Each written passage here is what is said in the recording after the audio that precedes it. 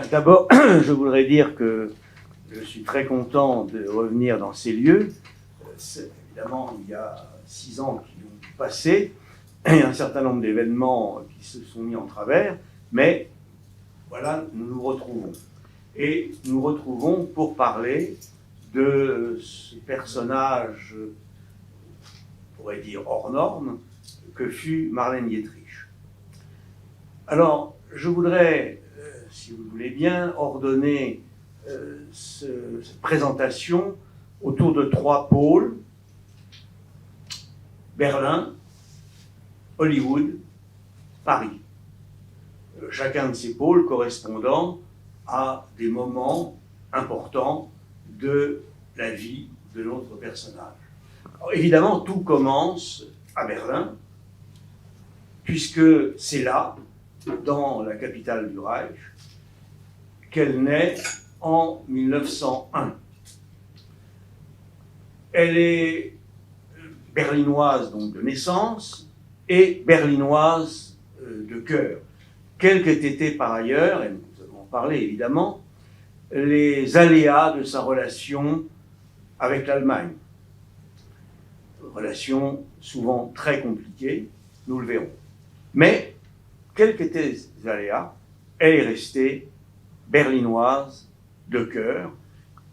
Et il y a une chanson d'elle qui est peut-être pas très connue en France, mais qui dit bien cet attachement qu'elle avait pour sa ville natale. C'est une chanson allemande. J'ai encore une valise à Berlin. Ich habe noch einen Koffer in Berlin. Et c'est une chanson que vous pouvez trouver sur YouTube, par exemple, facilement, et qui est emblématique.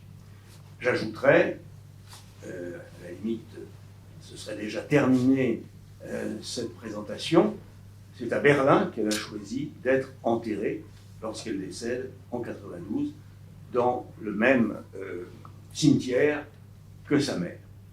Alors revenons maintenant au départ et les premières années passées à Berlin. C'est d'abord son enfance, son adolescence.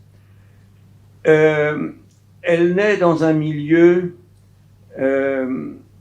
porté par les valeurs prussiennes. Son père est un officier de police.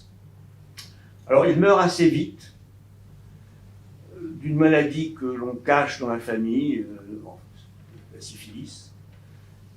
Donc c'est pas une maladie noble, et donc on le cache. Peu après, sa mère, Joséphine, se remarie avec encore un officier, mais cette fois de l'armée impériale, et famille noble, prussienne, les von Loesch. Donc, elle est déjà, à la fois par son père, par son beau-père, très liée à cet univers prussien, et elle se considérera toujours comme une prussienne. Et, évidemment, nous allons en parler, Jean Gabin, qui a traversé sa vie, comme tout le monde le sait, l'appellera la prussienne. Elle suit les études, les études primaires bien sûr, secondaires, les études qui la conduisent au niveau de baccalauréat, l'abitur allemand. C'est à signaler parce que aujourd'hui, si j'ose dire, tout le monde a le baccalauréat, ou presque, mais à cette époque, ce n'est pas le cas, et surtout, bien sûr, pour les jeunes filles. Elles sont peu nombreuses à l'avoir.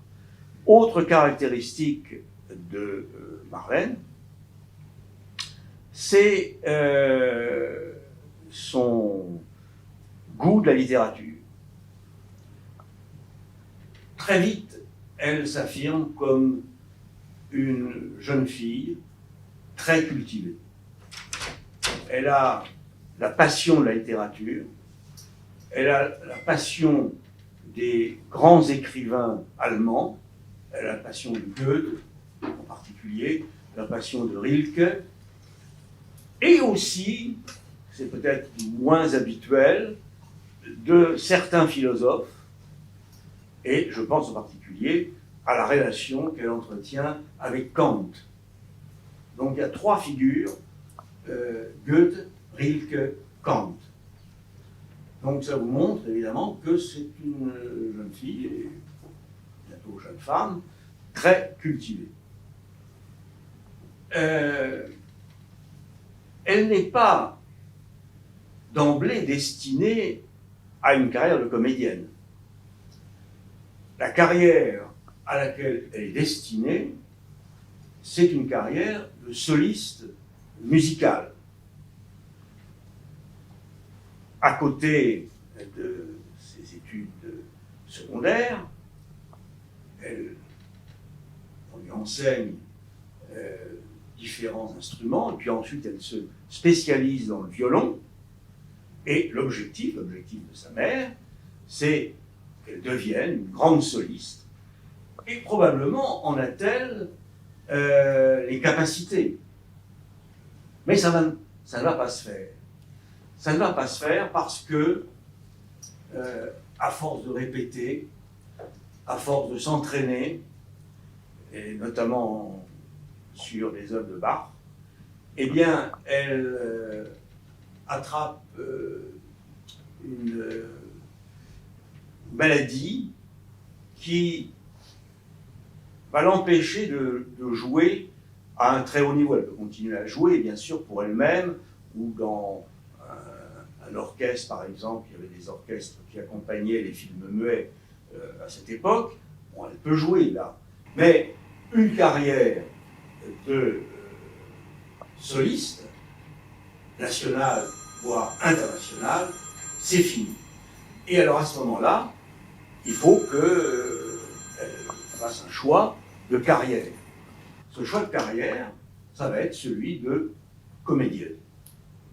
Elle y vient en quelque sorte naturellement, et il faut ici revenir à ce que je disais tout à l'heure, son amour des textes, des grands textes littéraires. Donc, elle a une relation étroite, intime avec la littérature allemande, eh bien, ça la conduit à ce choix.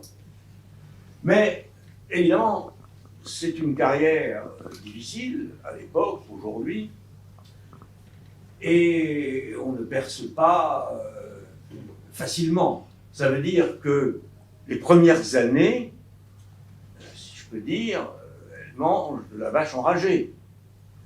Elle joue aussi bien au théâtre, au cinéma, mais quand je parle du théâtre, il arrive assez fréquemment qu'elle joue 3 rôles le même soir, donc dans des théâtres différents. Donc elle va d'un théâtre à l'autre. Cette période, avant qu'elle accède à des rôles plus importants, ces années 20 sont marquées par son mariage. Son mariage avec Rudi Sieber, qui est un assistant cinématographique qu'elle connaît dans ce cadre. Apparemment, il y a un coup de foudre entre eux. Elle entend l'épouser. Il veut l'épouser. Ils se marient. Et ils vont avoir un enfant, Maria. Ce sera la seule fille, le seul enfant, d'ailleurs, fille ou garçon, de Marlène Dietrich. Et c'est un point important dans la vie de notre personnage. Maria compte énormément pour sa mère. Et on pourrait dire, mais il faut dire, que Marlène est une mère très possessive. Et on va le vérifier dans de nombreuses circonstances. lorsque nous arriverons aux États-Unis et à Hollywood, je vous en apporterai la démonstration. En tout cas, Maria vient au monde et aussitôt après, le couple Sieber change d'orientation, je vais dire. Ça veut dire que la relation physique entre Marlène et son mari, c'est fini. Et ceci se passe, on va dire, d'un commun accord. Ce qui veut dire que elle, eh bien, va prendre des amants, va prendre des maîtresses. Le cadre berlinois de cette époque, des années 20, s'y prête assez bien. Et quant à lui, eh bien, c'est la même chose, sauf que, alors qu'elle a, je l'ai dit, des amants, des maîtresses, eh bien, lui, il a une maîtresse, qui est une danseuse d'origine russe.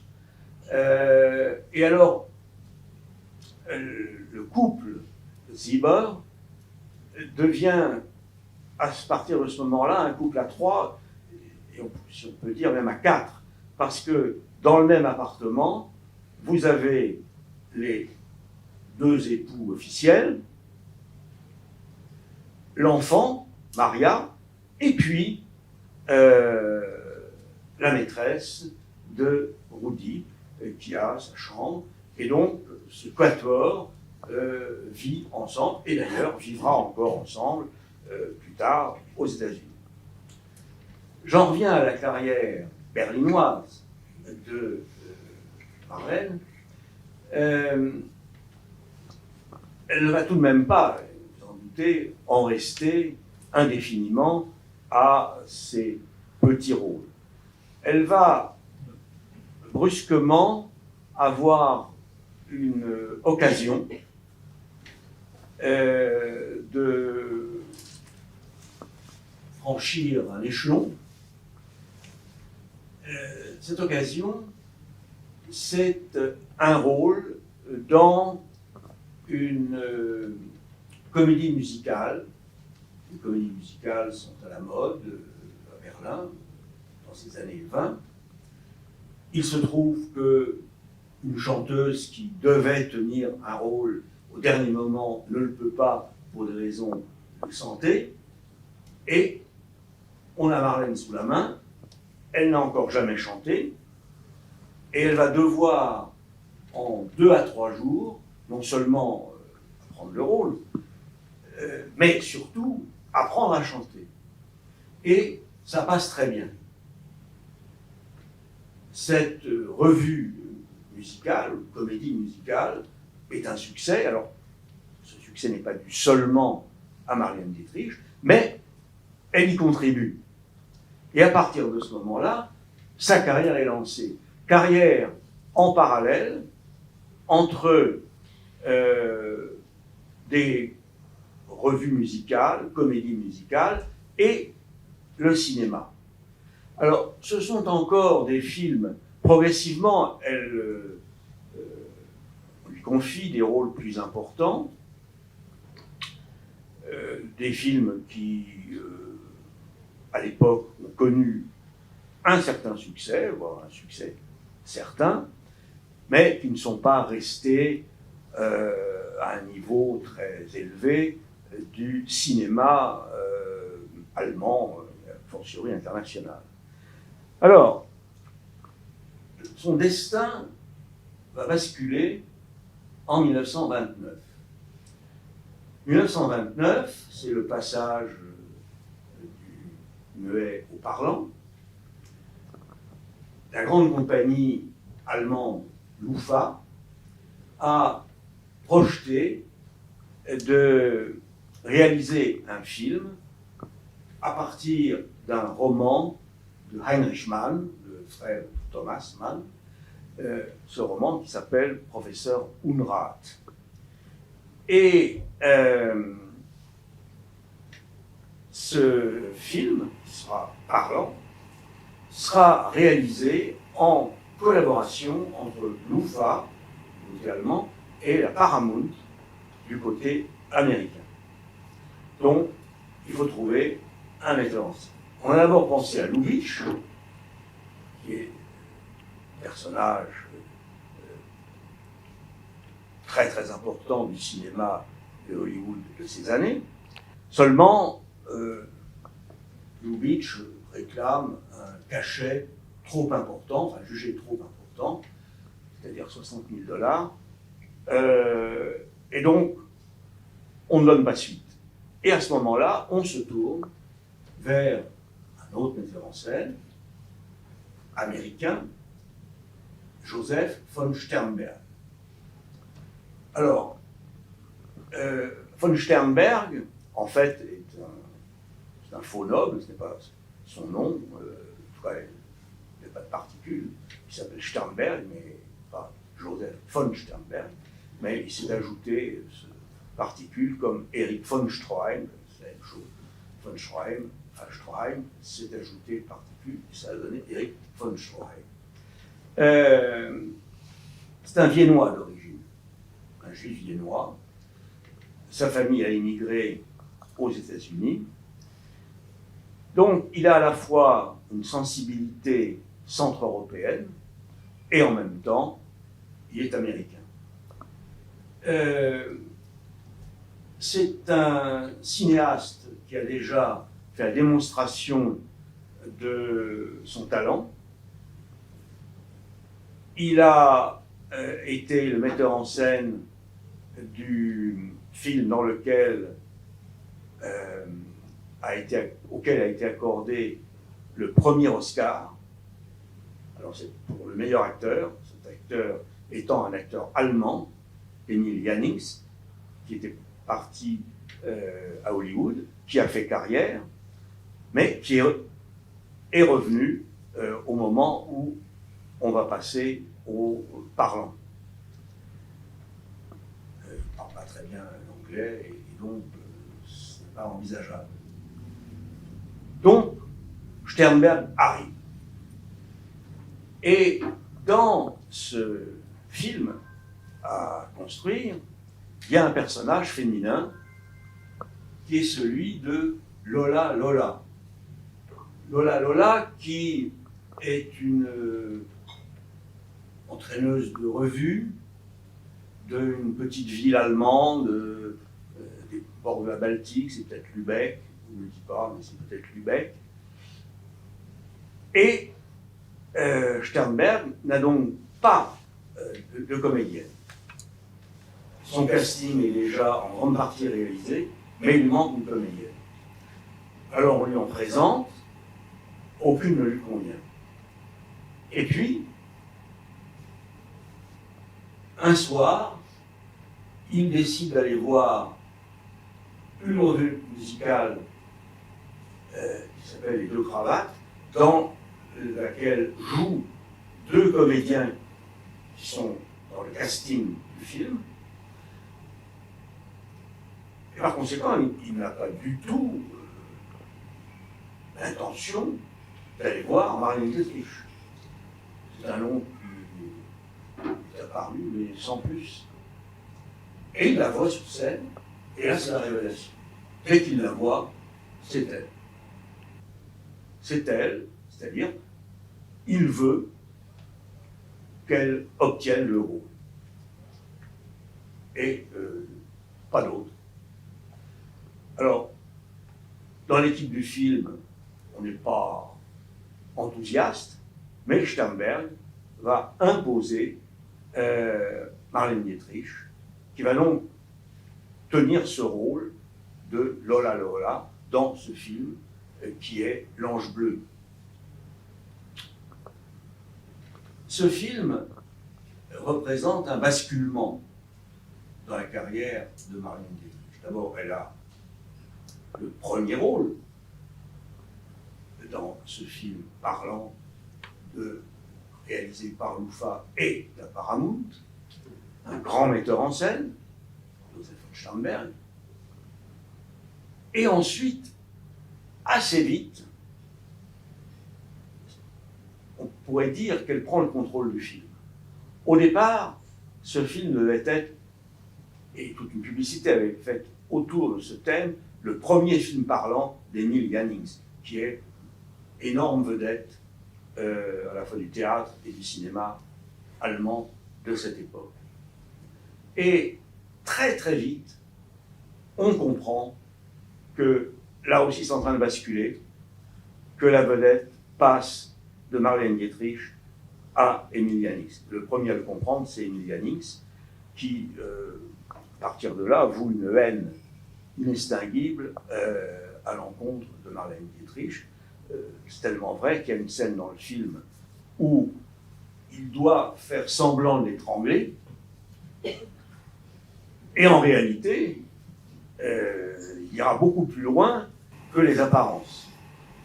Alors évidemment, heureusement, elle ne sera pas étranglée, elle ne mourra pas, mais le film sera interrompu pendant plusieurs jours, du fait des marques qui restaient sur son cou. Bien, alors, on en arrive à la fin du film. Sternberg rentre à Hollywood. Il tient absolument à ce que Marlène continue sa carrière avec lui à Hollywood. Alors il faut dire que leur relation ne s'est pas limitée au domaine professionnel. Marlène Dietrich est devenue la maîtresse de Sternberg. Sternberg qui lui voue un véritable culte. Mais inversement, elle voit dans Sternberg son créateur. En quelque sorte, c'est Pygmalion. Il l'a créé. Et elle ne changera jamais de jugement, d'opinion sur Sternberg. Leurs relations pourront évoluer, mais sur ce point précis, elle ne changera jamais. Donc, la Paramount propose un contrat à Marlène, qu'il accepte. Ensuite, quelques jours plus tard, la première du film a lieu à Berlin, et c'est un triomphe. C'est un triomphe, on va dire, pour marquer la différence. Jannings est applaudi, Marlène Dietrich est ovationnée. Le soir même, elle part pour Brême pour prendre le bateau qui va la conduire aux États-Unis, à New York, et de New York à Hollywood. Donc, la carrière américaine commence et nous passons à Hollywood. Ça ne veut pas dire que Marlène ne va pas revenir à Berlin. Elle revient une fois après son premier film à Hollywood, qui s'appelle Marocco, Cœur brûlé en français. Et après ce film, elle rentre, mais c'est un séjour rapide. Après, elle repart aux États-Unis. Elle va tourner 6 films avec Sternberg à Hollywood. Donc si on ajoute évidemment L'Ange Bleu, ça en fait 7. Elle n'aura jamais autant de films avec le même réalisateur. Elle tournera 2 films avec Billy Wilder, qui sera un de ses très grands amis, mais pas davantage. Donc, Sternberg, 7 films. Des films qui, pratiquement tous, appartiennent aujourd'hui à l'histoire du cinéma. Donc, c'était le premier, Marocco, où elle joue avec Gary Cooper. Ensuite, nous avons un chef-d'œuvre qui s'appelle Shanghai Express, d'où est tirée d'ailleurs cette photo, et en même temps la couverture du livre. Ensuite, on ajoutera L'Impératrice Rouge, qui raconte l'histoire de la prise du pouvoir de Catherine II. Alors c'est une Russie revue par Joseph von Sternberg, qui n'a pas nécessairement grand-chose à voir avec la réalité historique, mais je dirais peu importe. Et le dernier, là j'ai cité les films importants, les films qui restent, donc je le répète, dans l'histoire du cinéma. Le dernier, c'est La femme et le pantin, qui est inspiré d'un roman de Pierre Louis. C'est le dernier film qu'ils font ensemble. Et c'est un film peu qui a une valeur au testament, parce que aussitôt le film terminé, Sternberg apprend à Marlène Dietrich que ce sera effectivement leur dernier film, qu'il n'en tournera plus avec elle. Alors pourquoi cette rupture? Eh bien tout simplement parce que, je vous l'ai dit, Sternberg voue un véritable culte à Marlène Dietrich. C'est la femme aimée, adorée. Et déjà se découvre un trait de caractère de Marlène Dietrich. Au début d'une liaison, elle est tout feu, tout flamme. Elle découvre le grand amour, enfin, le grand amour. Et puis, le temps passe, et on passe du grand amour à une relation plus ordinaire, et on commence à s'éloigner jusqu'à l'apparition du prochain prince charmant, avec lequel la même histoire recommence. Donc, Sternberg, pour elle, représente le pinacle sur le plan professionnel, et elle ne déviera jamais de cette certitude, elle l'affirmera toujours, le répétera. Mais, en ce qui concerne leur relation intime, c'est autre chose. Or, évidemment, Sternberg l'a parfaitement compris, ce qui fait d'ailleurs que c'est à travers cette histoire qui se défait qu'il faut comprendre le choix du thème de La femme et le pantin. Et quand on regarde ce film et qu'on regarde le personnage du héros qui est le pantin, eh bien, on ne peut pas manquer de trouver quelques ressemblances physiques avec Sternberg. Donc, Sternberg met fin à cette relation. Alors, ils se reverront, vont continuer à avoir des échanges, et ils se reverront, ils resteront amis. Mais, encore une fois, ils ne tourneront plus ensemble. Et pour Sternberg, je dirais que cette rupture est en quelque sorte une tragédie. Parce que il a compris qu'il était indispensable pour lui de se séparer de Marlène Dietrich, mais en fait, elle ne le quitte pas. Dans sa pensée, dans son imaginaire, elle est toujours présente. Et on le voit, par exemple, alors il va faire un très grand voyage en Extrême-Orient, justement pour mettre la distance entre elle et lui. Et partout, en fait, c'est Marlène qui le voit. Il prend réellement le train qui relie Shanghai à Pékin. Eh bien, dans le compartiment où il se trouve, il voit Marlène, qui évidemment n'est pas là, mais il la voit. Et ainsi de suite.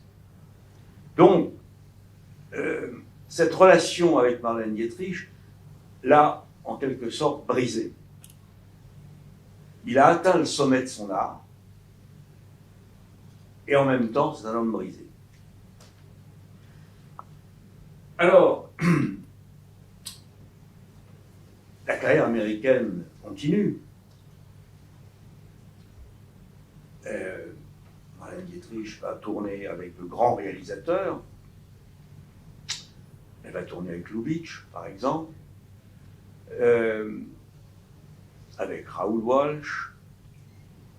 D'autres viendront après la guerre, d'autres très grands viendront après la guerre. Mais là, il faut dire, je pense, quelques mots sur la relation qu'elle a avec sa fille.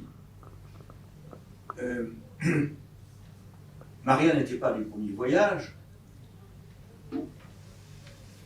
Lorsqu'elle est partie pour Hollywood après la première de Blanche Bleue, je vous l'ai dit, Marlène est revenue à Berlin et là, elle emmène avec elle Maria.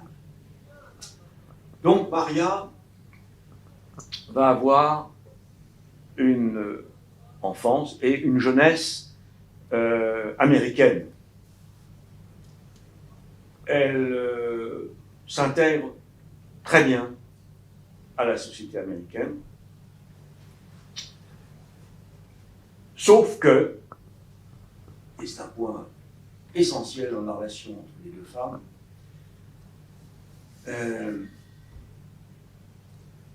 elle n'a pas avant longtemps de relation avec de petites filles américaines, avec des enfants. Elle est couvée par sa mère. Elle ne va pas à l'école. Alors, elle a des précepteurs ou des préceptrices, mais toujours à la maison. Et elle en souffre beaucoup. Et elle en voudra beaucoup à sa mère. Ce qui fait que s'installe entre Maria et sa mère un sentiment qui se précise au fil du temps, bien sûr, mais qui prend les couleurs de ce qu'on appelle en allemand le Hassliebe, c'est-à-dire l'amour-haine. Et dans la relation Maria envers sa mère, il y a indiscutablement cette dualité. Alors, bien sûr, on voit les choses un peu loin, on peut considérer que Marlène porte l'entière responsabilité, et elle porte une part de responsabilité. Mais il y a tout de même un point qu'il faut donner à sa décharge, c'est que peu après l'arrivée de l'enfant, Maria, à Hollywood, Marlène Dietrich a reçu des lettres qui annonçaient que si elle ne versait pas une rançon, eh bien, sa petite fille serait kidnappée. Or, il faut se rappeler que nous sommes dans cette Amérique de 1932, nous sommes au lendemain d'un drame qui a été l'enlèvement du fils de Lindbergh, de Charles Lindbergh, et son assassinat. Alors, dans cet environnement, on peut comprendre qu'elle ait eu pour souci prioritaire de la sécurité de Maria. Et alors là, on assiste à des scènes qui sont, avec le recul du temps, qui qui ont un côté un peu comique.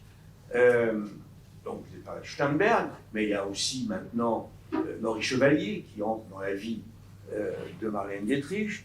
Probablement a-t-il été son amant pendant quelque temps. Et on les voit tous les deux, Sternberg et Maurice Chevalier, tenir la garde dans la chambre de la petite fille pour la protéger. Donc, je le répète, cette relation est une relation compliquée, ce dont, j'ajoute immédiatement, Marlène n'a probablement pas conscience. Elle a, de son point de vue, la certitude de bien faire. Mais en réalité, ça va laisser des traces profondes. J'en donne deux exemples. Alors, on avance dans le temps, mais à peine Maria a-t-elle 18 ans qu'elle décide de se marier. Et, bien entendu, elle met sa mère devant le fait accompli. Alors, c'est un mariage qui ne va pas tenir. Peu après, elle recommence, toujours dans les mêmes conditions.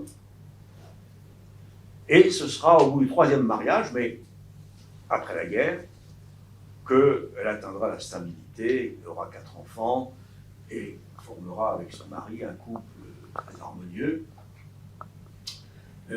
Mais il y aura eu auparavant ces deux expériences négatives, mais encore une fois, décidées par Maria pour en quelque sorte faire souffrir sa mère. Alors, je reviens à la carrière de Marlène Dietrich. Dans ces années qui vont jusqu'à la guerre,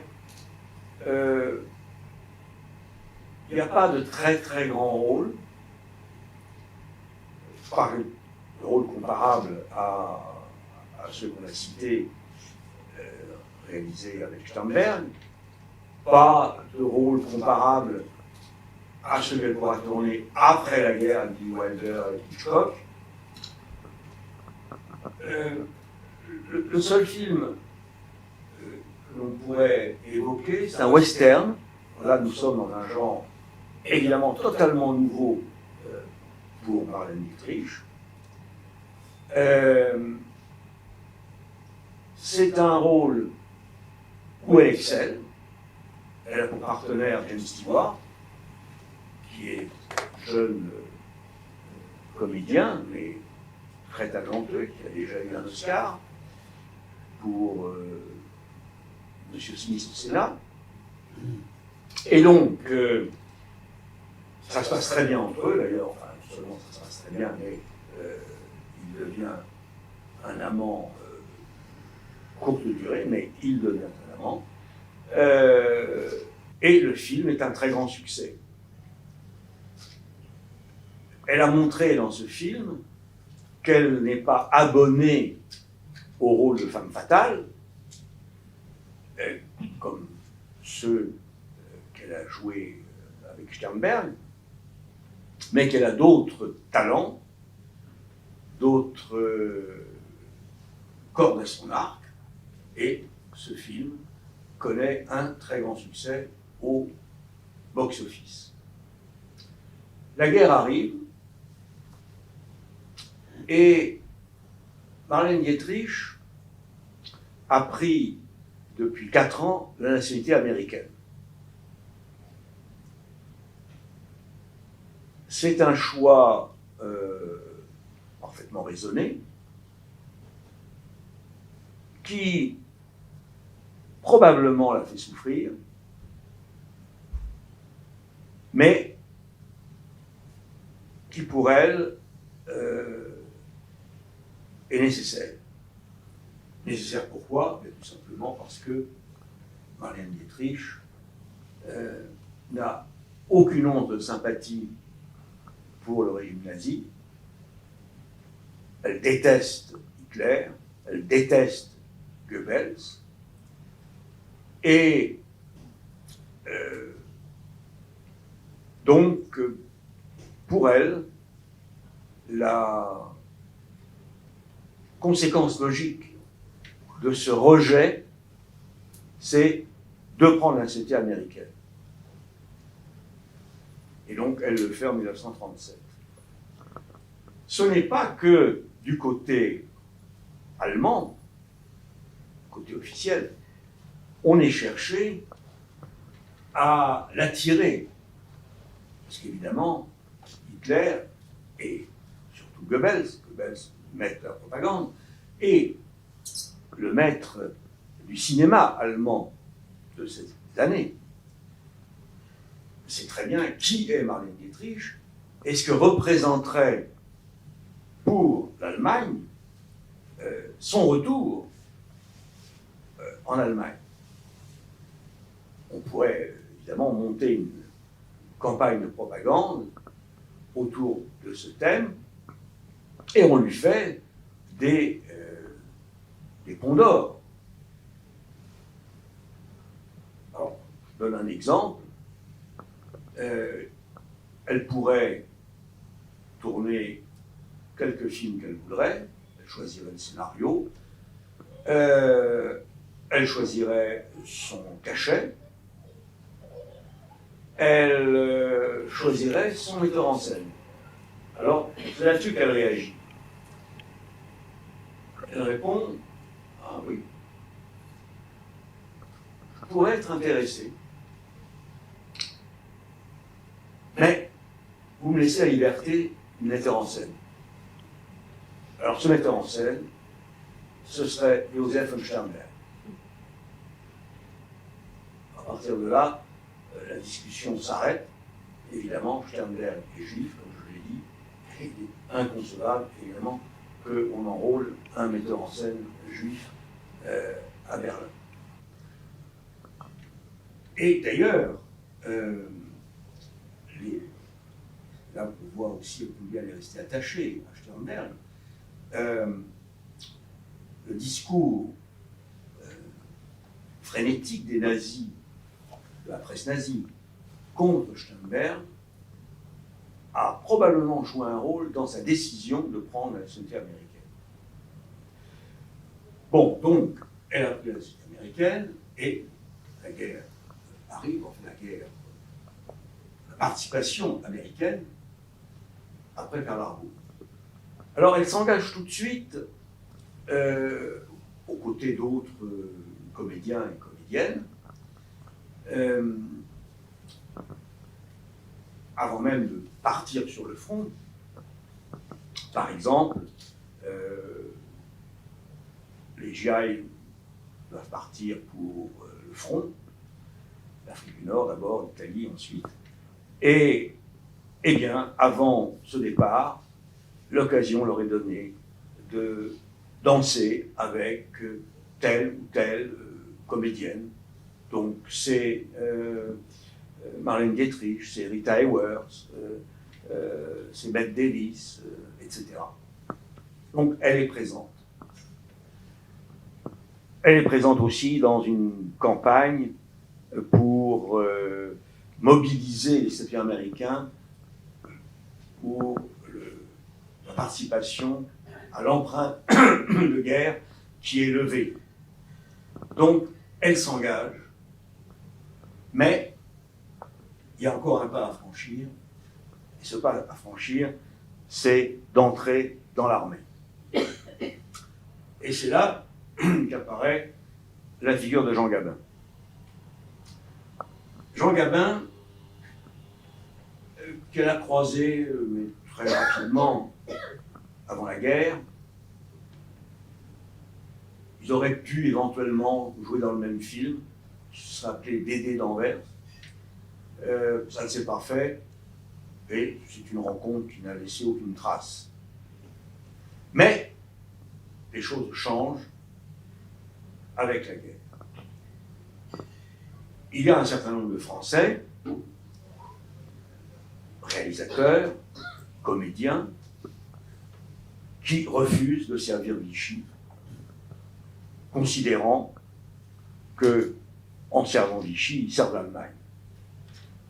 Alors, c'est ainsi que partent pour les États-Unis René Clair, Jean Renoir, Jean Duvivier, et parmi les acteurs, on peut citer un grand ami de Gabin, Marcel Dalliot, qui a joué avec lui dans La Grande Illusion.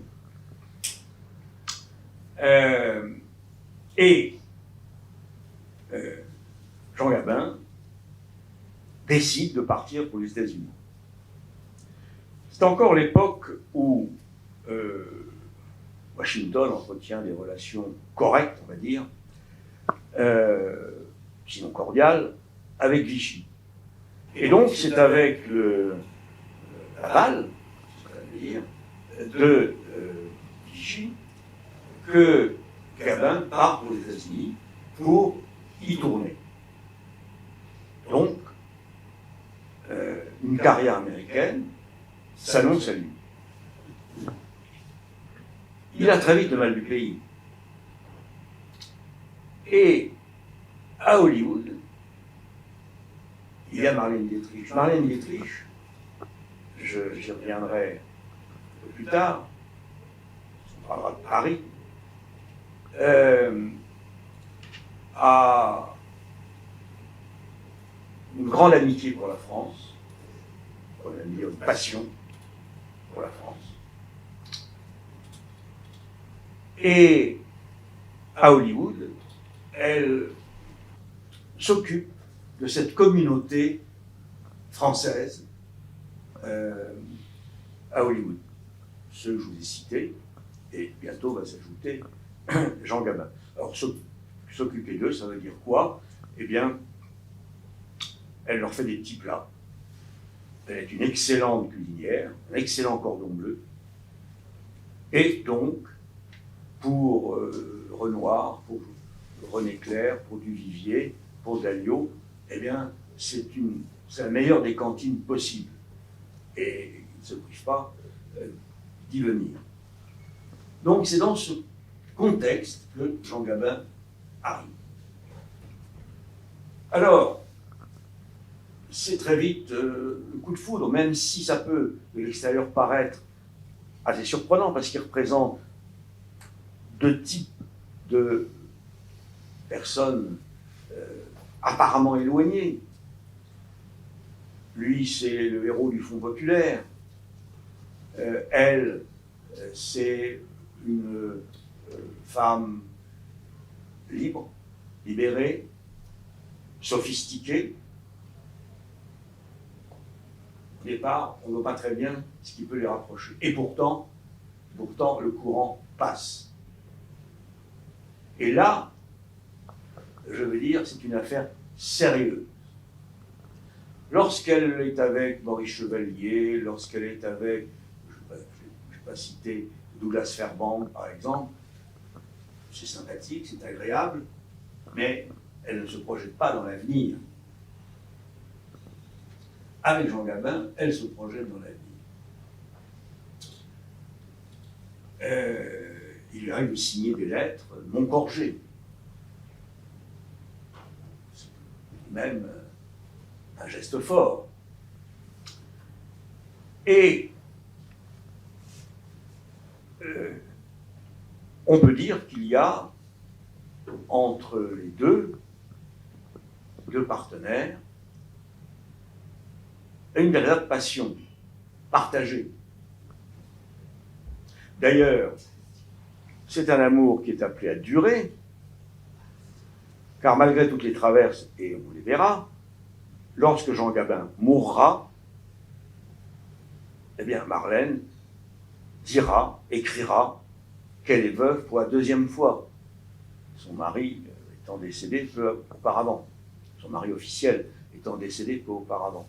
Et elle ne cessera de répéter que Jean Gabin, qu'elle est la veuve de Jean Gabin.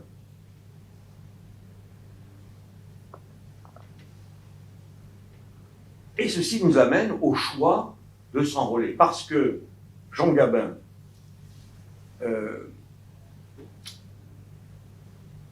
a du mal à supporter, malgré sa relation avec Marlène Dietrich, il a du mal à supporter son statut aux États-Unis. Il a l'impression d'être un planqué.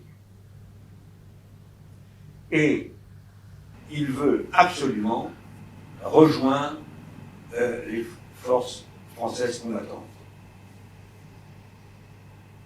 Et finalement, ça va se faire en 1944. Alors,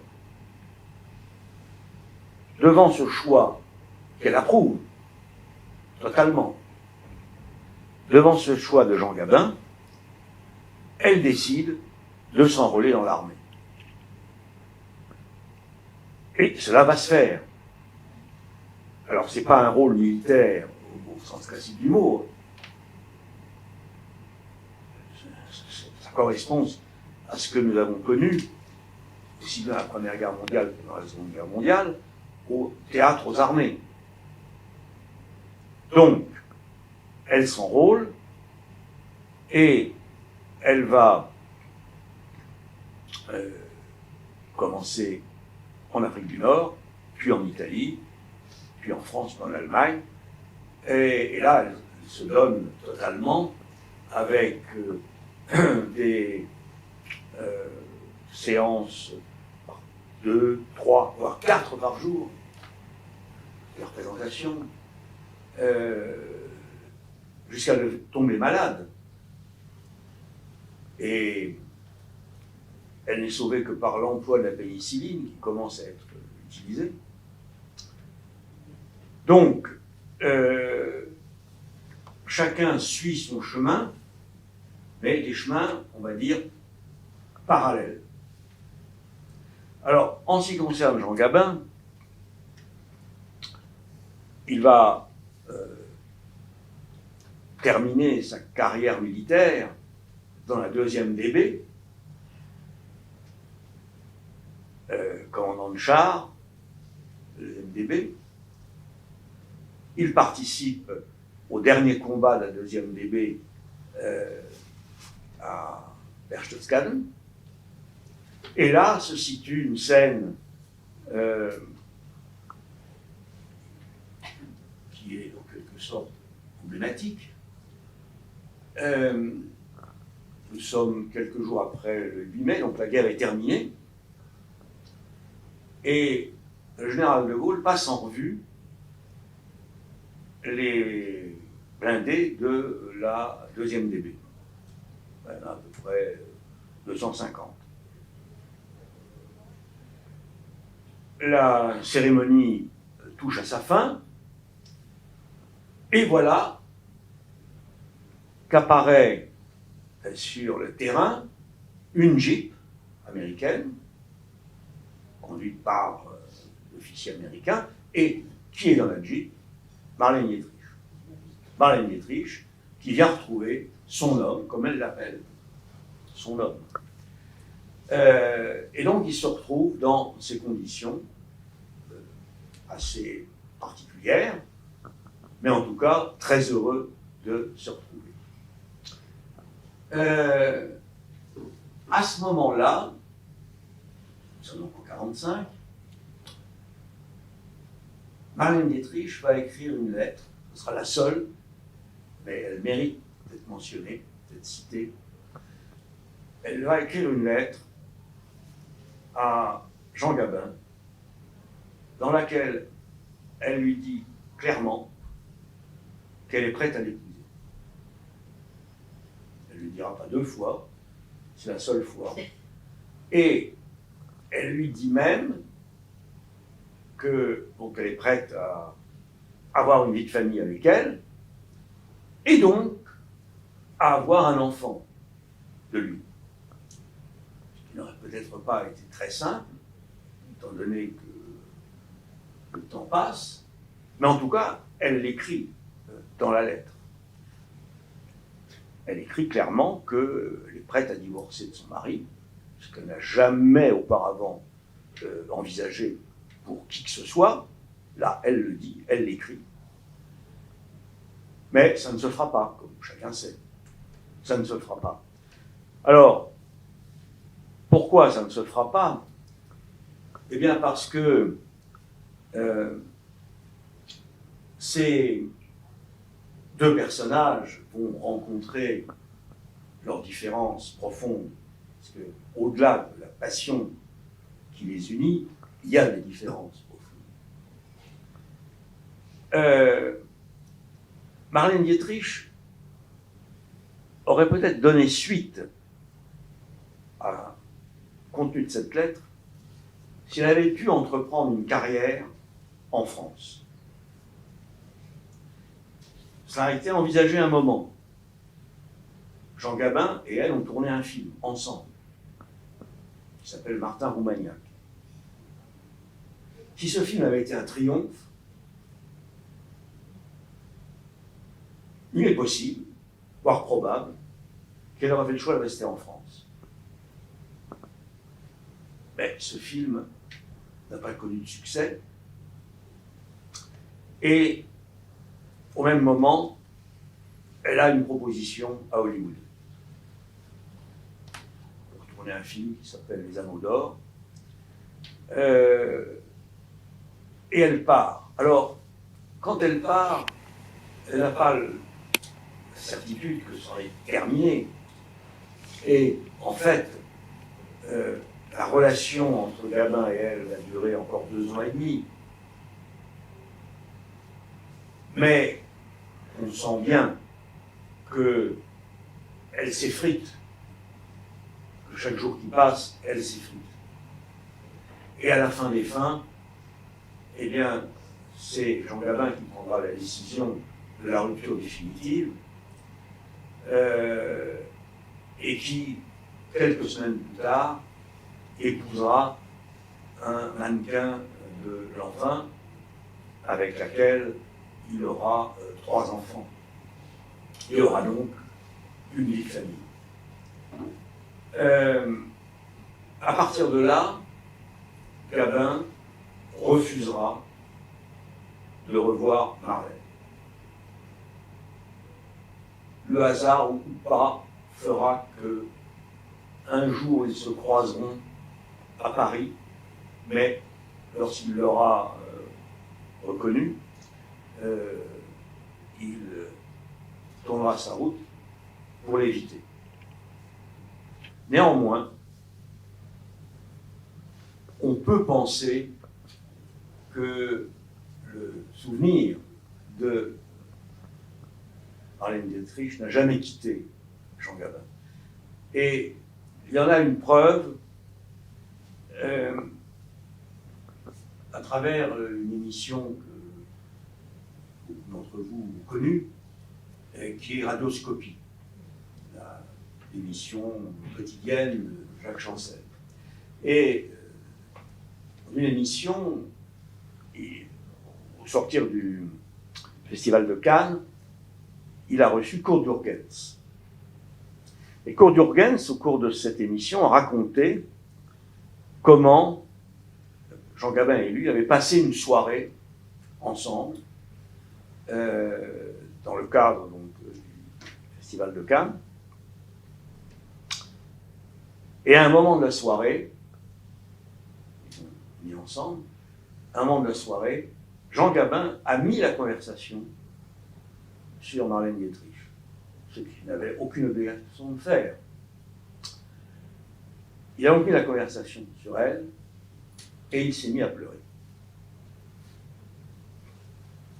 Donc, cela nous dit évidemment que les sentiments étaient restés très forts chez Jean Gabin. Quant à Marlène Dietrich, je vous l'ai dit, elle considérait qu'elle était veuve pour la 2e fois.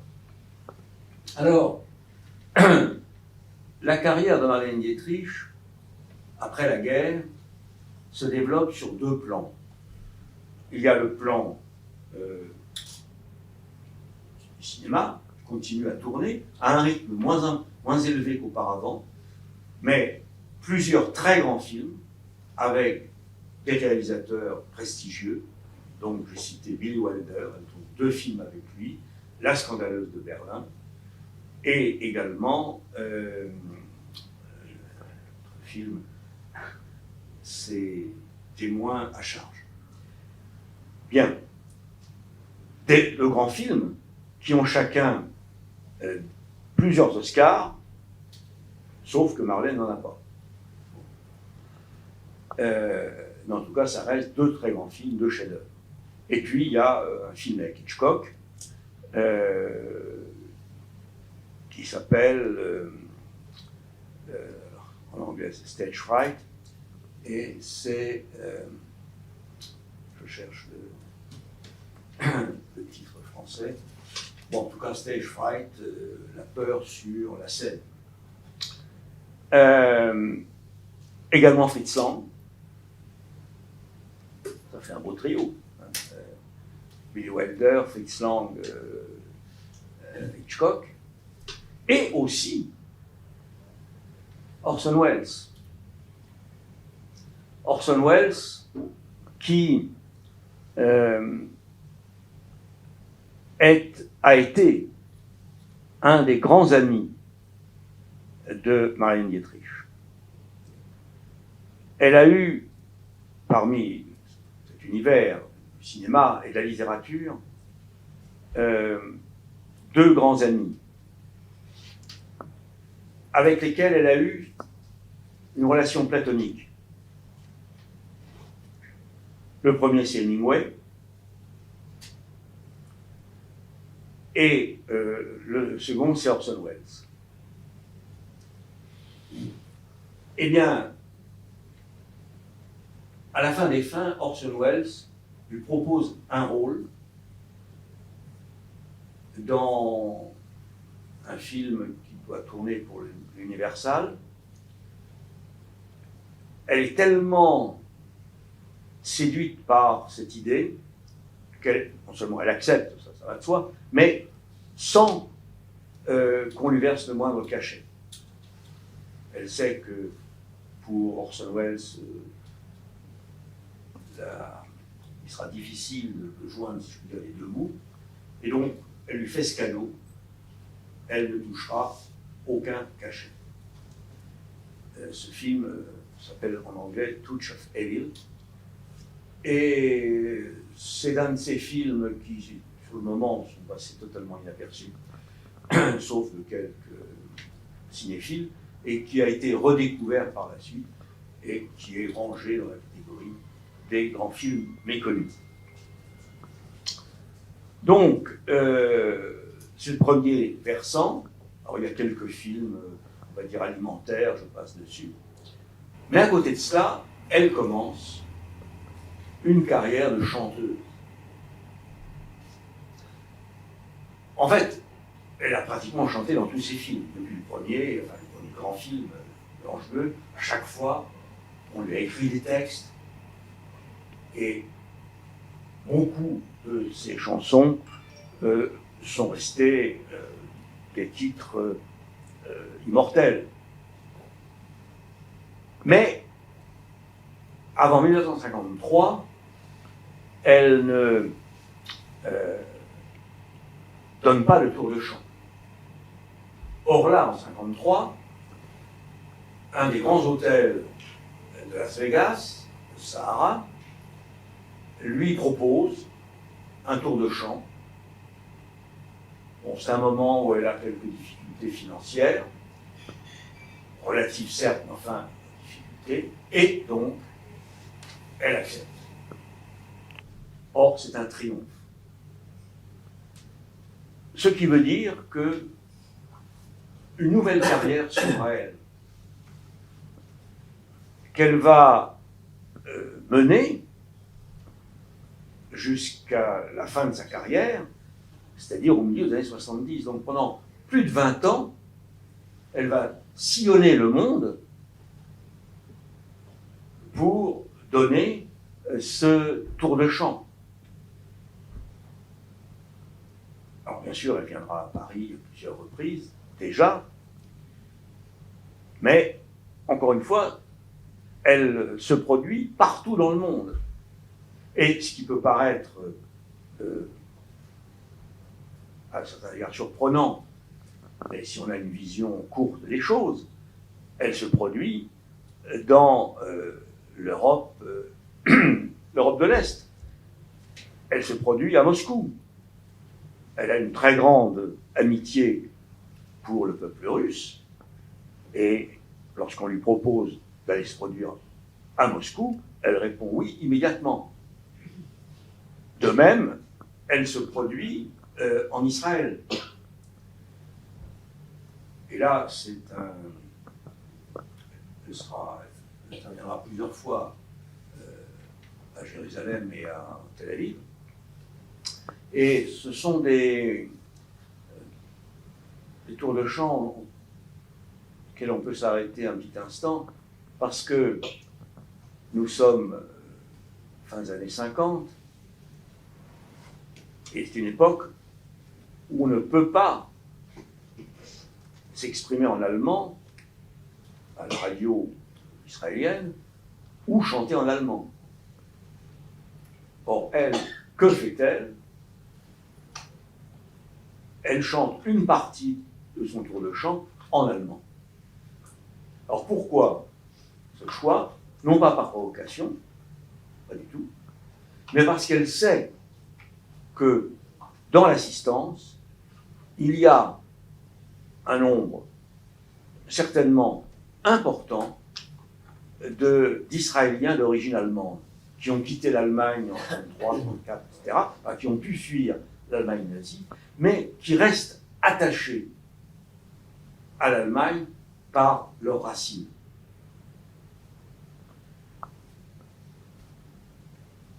Voilà, donc, va rester le dernier pôle, la France.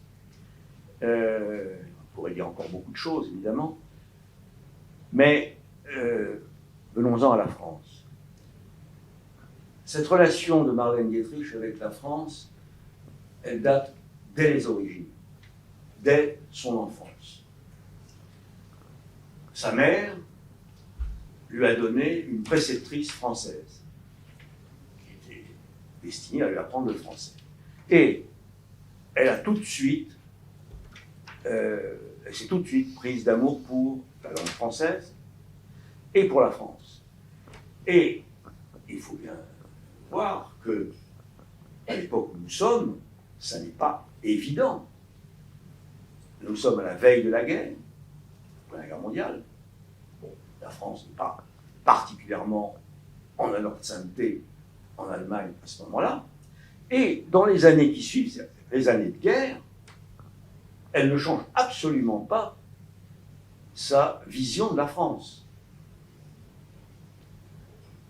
Donc, il y a d'emblée un attachement à la France, un attachement à la langue française, qui se traduit par sa très bonne connaissance du français. Bon, elle le parle avec un léger accent, mais faible. Et elle maîtrise, je dirais, les subtilités de la langue française. La langue, on va dire, officielle, classique, mais aussi l'argot. Elle connaît très bien les finesses de l'argot. Donc, il y a cette dimension. Et alors, il y a... Oui, je termine sur la France. Vous avez raison de me le rappeler. Donc, on a déjà vu Maurice Chevalier, on a vu Jean Gabin, bien sûr. Et maintenant, on arrive à la fin, c'est-à-dire qu'elle va acheter un appartement avenue Montaigne, dans les années 60. Elle pense s'y installer le plus tard possible, parce qu'elle ne voit pas le moment où elle quittera la Seine. Enfin, ce moment viendra sans doute. Et donc, ce moment-là, eh bien, elle s'établira dans cet appartement de l'avenue Montaigne. Alors, ça ne se produira que tard. Après son dernier concert qui a lieu à Sydney, en Australie, là, elle fait une mauvaise chute. Et après cette mauvaise chute, eh bien, elle ne remontera plus sur scène. Donc, à ce moment-là, elle s'installe de manière définitive à Paris. C'est une fin triste, parce que après 81, elle ne quittera plus son appartement.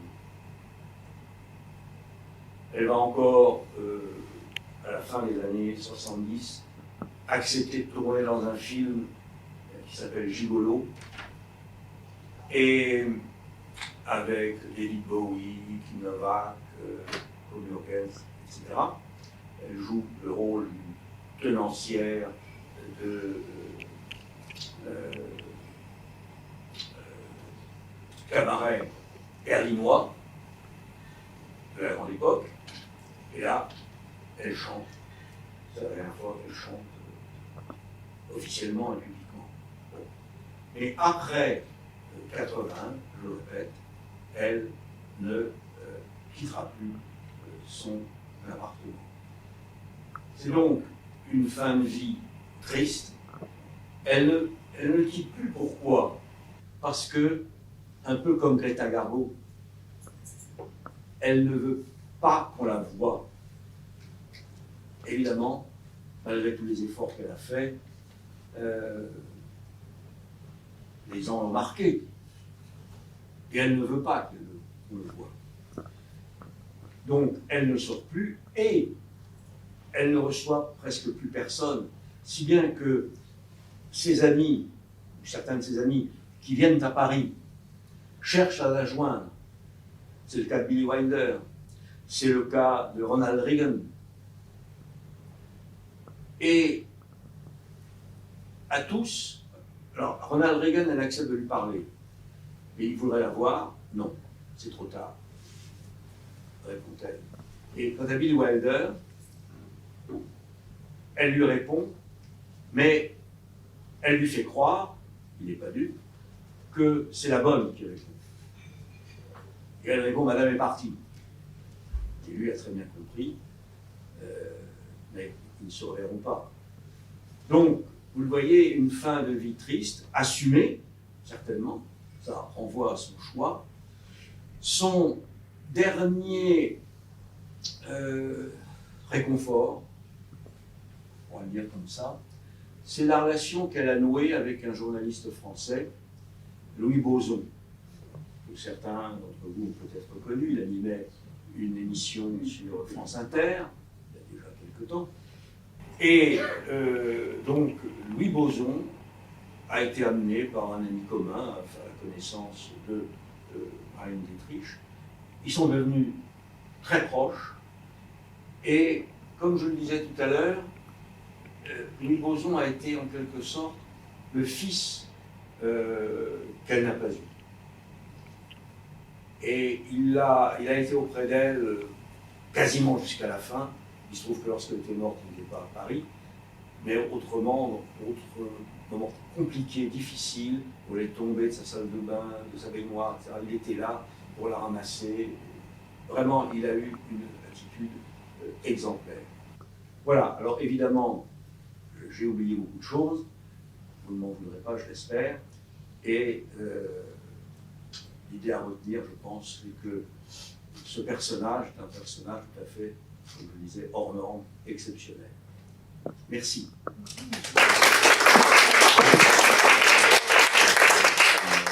Intervention qui aurait duré 2 heures, je l'aurais évoqué parce que c'est un point capital.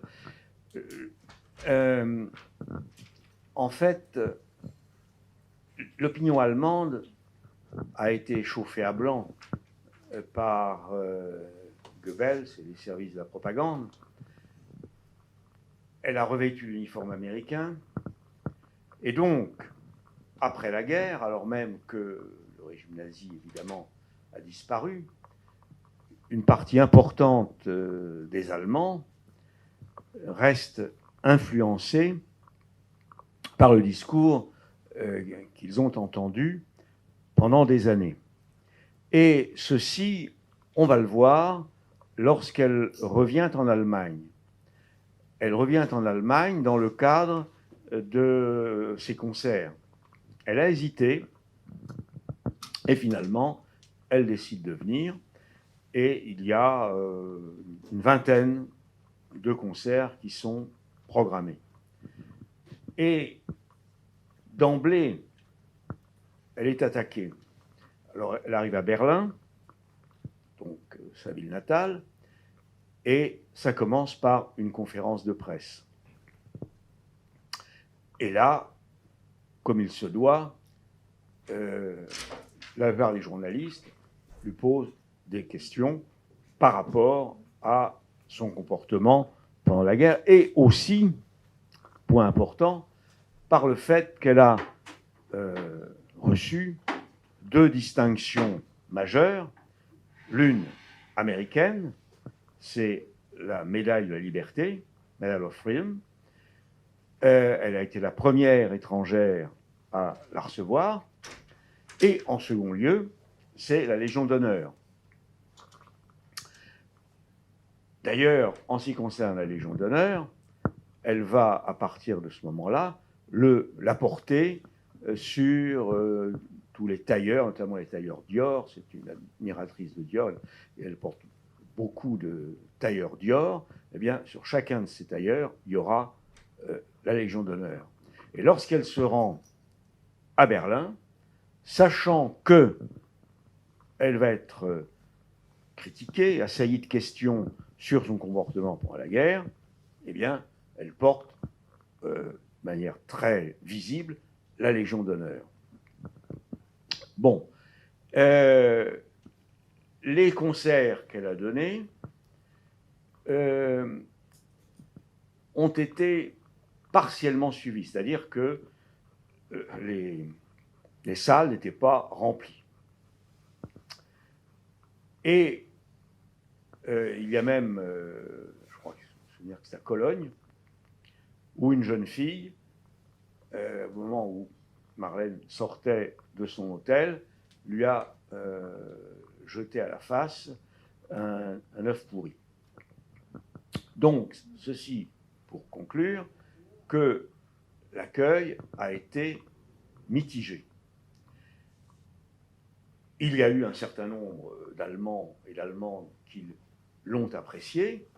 Elle a été reçue notamment par Willy Brandt, dont le parcours était assez voisin du sien, qui avait combattu le nazisme dans les rangs de la résistance norvégienne. Mais il y avait un courant qu'il ne faut pas négliger, qui lui était hostile.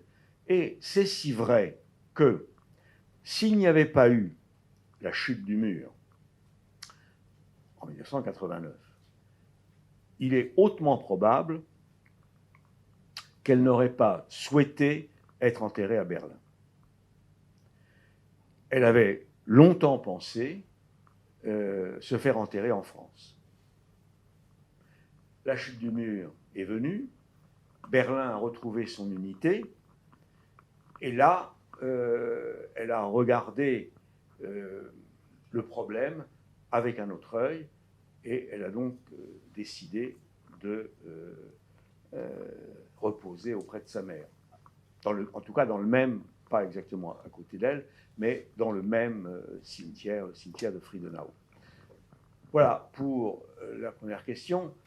J'ajouterai également dans la même question que, à plusieurs reprises, elle a dit, écrit, que les Allemands, tous les Allemands connaissaient les crimes qui avaient été commis. Alors évidemment, ce n'est pas le genre de propos avec lesquels, en ce qui me concerne, je tendrais plutôt à penser qu'ils sont vrais, mais en tout cas, ce ne sont pas des propos qui sont de nature à vous attirer la sympathie de la totalité de la population. Ça, c'est évident. Bon, alors maintenant j'en viens à la deuxième question, Kennedy. Alors, il y a plusieurs Kennedy. Il y a le père, l'ambassadeur, qui était ambassadeur notamment à Londres, et elle l'a connu avec le reste de la tribu au Cap d'Antibes, parce que son Excellence venait passer ses étés, donc c'est l'été 38, c'est l'été 39, au Cap d'Antibes. Or, c'est précisément là que le clan d'Ittrich vient passer ses vacances. Le clan d'Autriche, c'est Rudi, c'est Tamara, c'est un personnage dont je n'ai pas cité le nom, mais qui est aussi fondamental, c'est Éric Maria Remarque, qui a été un de ses amants. Et la relation a été à la fois physique et intellectuelle, littéraire. Et donc, Marlène rencontre l'ambassadeur. L'ambassadeur est un coureur de jupons, elle succombe. Bon. Et là, elle connaît évidemment John, Bobby, Edward et les autres. Elle les connaît. Et ultérieurement, ça veut dire lorsque John devient président, elle arrive à Washington pour donner un concert. Et le président lui demande, en souvenir des temps anciens, de venir la voir à la Maison-Blanche. Donc, elle va le voir et le président, si j'ose dire, est le digne fils de son père. Et il se passe avec le président ce qui s'était passé avec l'ambassadeur. Marlène avait un certain sens du respect de l'autorité et elle a considéré qu'on ne refuse rien à un président. Alors j'ajouterais, évidemment, le même cas de figure ne pouvait pas se poser, mais Marlène Dietrich était une grande admiratrice du général de Gaulle. Et elle l'a écrit, dit à plusieurs reprises. Pour elle, il représentait son incarnation de ses convictions et de ses principes. Et donc, elle a été reçue à l'Élysée, évidemment, lorsque le général de Gaulle est revenu à la magistrature suprême. Voilà.